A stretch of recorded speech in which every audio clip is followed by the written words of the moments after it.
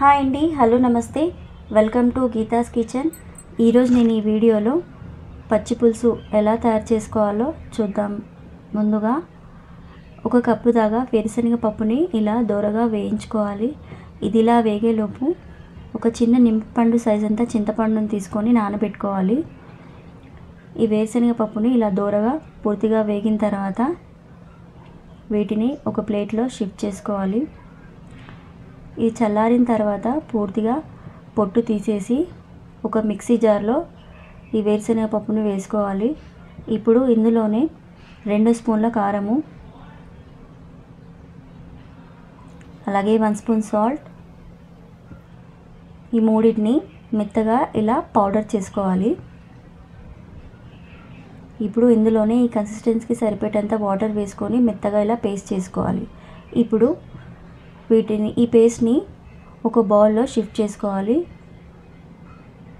ఇప్పుడు ఇందులోనే ఈ మిక్సీ జార్లోనే కాస్తిని వాటర్ వేసుకొని ఆ వాటర్ కూడా ఇందులో వేసుకోవాలి.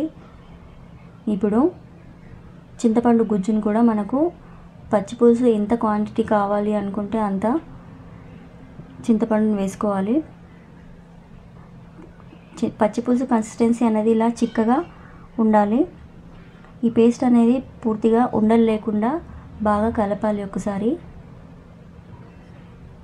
ఇది ఇలా చిక్కగా క్వాంటిటీ వచ్చేంత వరకు చింతపండు గుజ్జుని వేసుకోవాలి. ఇప్పుడు ఒక ఉల్లిపాయ ముక్కల్ని ఇలా సన్నగా తరిగి చేత్తో ఇలా క్రష్ చేసుకొని ఇందులో వేసేసుకోవాలి. మరోసారి ఇది కలిపేసి ఇప్పుడు స్టవ్ పైన ఒక ప్యాన్ పెట్టేసి అందులో 1 స్పూన్ ఆయిల్,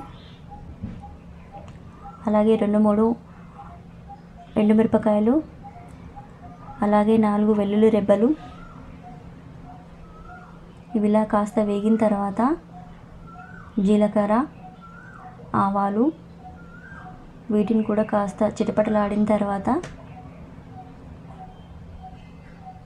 స్టవ్ ఆఫ్ చేసేసి కరివేపాకు, చిటికెడు పసుపు వేసుకొని ఈ తాలింపు అనేది ఆ పచ్చి పులుసులో వేసేసుకోవాలి.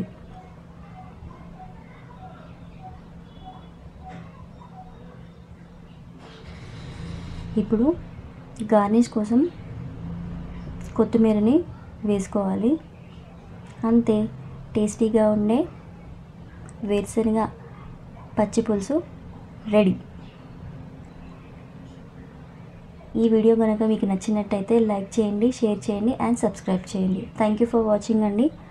బాయ్ అండి.